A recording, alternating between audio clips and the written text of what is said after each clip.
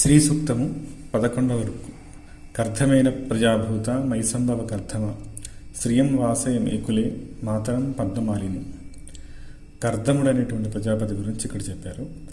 కర్దముడు, ఆనందుడు, చిక్లితుడు వీళ్ళు ముగ్గురు కూడా ప్రజాపతులు, అమ్మవారి లక్ష్మీదేవి పుత్రులు అన్నమాట. సో ఆ కర్దముడు లక్ష్మీదేవితో పాటు మా ఇంట్లోనే ఉండాలి. కర్ధమైన ప్రజాభూత మైసంభవ కర్ధమ శ్రియం వాసే మేకులే మాతరం పద్మమాలిని.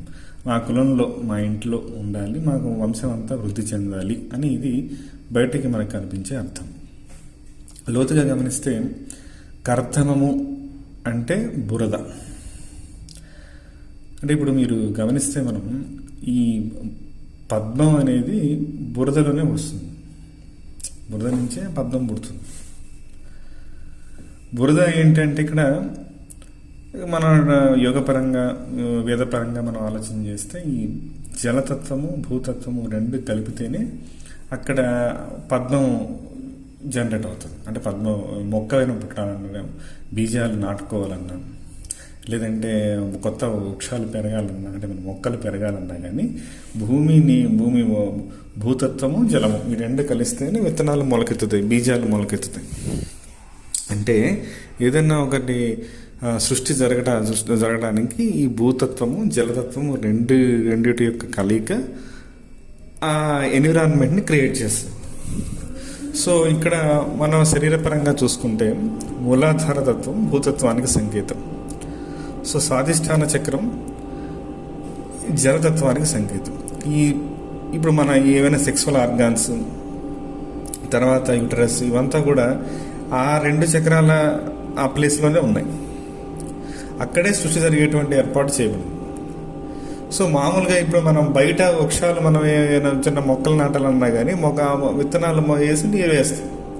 సో ఆ జలతత్వం భూతత్వం సృష్టి చేయడానికి ఏర్పాటు చేసినటువంటి ఏర్పాటు అనమాట. అసలు జంతువుల్లో వచ్చేసి ఏంటంటే ఆ చక్రాల రూపంలో అక్కడ ఆ ఆర్గాన్స్ ఇవ్వబడ్డాయి, ఆ అవయవాలు అక్కడ ఏర్పాటు చేయబడ్డాయి, అక్కడ ఈ మొలకలు వస్తాయి.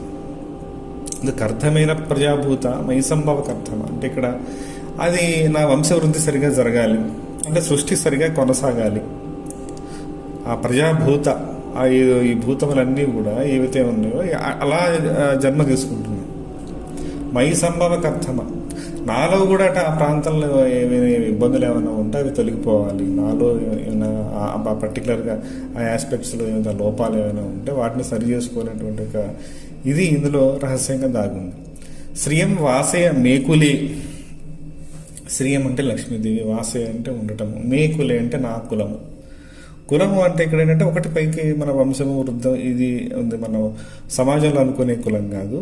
ఇప్పుడు మనకి శ్రీ విద్యలో చూసుకుంటే కులాంగన, కులాంతస్థ, అకుల, కులయోగిని, ఇది ఆ శ్లోకంలో మనం ఏదైతే అది మొత్తం కూడా కుండలిని శక్తి ఈ మూలాధారం దగ్గర నుంచి ఆజ్ఞాచక్రం వరకు ఉన్న షట్ చక్రాలు 6 చక్రాలు ఏవైతే ఉన్నాయో వాటిని కులము అని పిలుస్తారు. ఒక సెట్ ఆఫ్ ఆబ్జెక్ట్స్ని కులము అని పేరు. ఇక్కడ నాకు వంశవృద్ధి ఇక్కడ నాకు జరగాలి, ఇక్కడ యాక్టివేషన్ జరగాలి అంటే యోగపరంగా ఏ మూలాధారం దగ్గర నుంచి ఆజ్ఞాచక్రం వరకు సరైన క్రమంలో. అంటే ఇప్పుడు దాకా ఎలా జరుగుతుందంటే మన వ్యక్తీకరణలో పూర్వం ఏదైతే మన వాసనలు ఉన్నాయో వాటికి తగ్గట్టుగా ఒక ఇదిగా మనకు వెళుతూ ఉంది. ఆ వాసన తీర్చుకోవడం కోసం, లేకపోతే వాటిలో ఆ పర్సన్స్ యొక్క కనెక్షన్స్, ఆ ప్లేస్ యొక్క కనెక్షన్ ఉండటం కోసం మన జీవితం నడపబడుతూ ఉంది. ఎప్పుడైతే మన ఎనర్జీని ఆశ్రయిస్తామో, ఎప్పుడైతే మన ఎనర్జీని ఆశ్రయించి మనం అనుభూతి పొందుతామో అప్పుడు ఒక సరైన క్రమంలో ఈ యాక్టివేషన్ సరిగా జరగాలి. మళ్ళీ ఈ శివశక్తి అనుభూతి. అకుల అంటే సహస్రారంలో ఉండేది, ఈ కులము అంటే మిగిలిన కింద 6 చక్రాలు. ఇక్కడి నుంచి బయలుదేరుతున్న కుండలిని ప్రవాహము శివశక్తి అనుభూతి మంచిగా జరగాలి. అది యోగపరంగా మనం ఆ స్థితిని సాధించాలని. ఇంకొకటి ఈ మూలాధారంలోను స్వాధిష్టానంలో ఏమైనా లోపాలు ఏమైనా ఉంటే సరి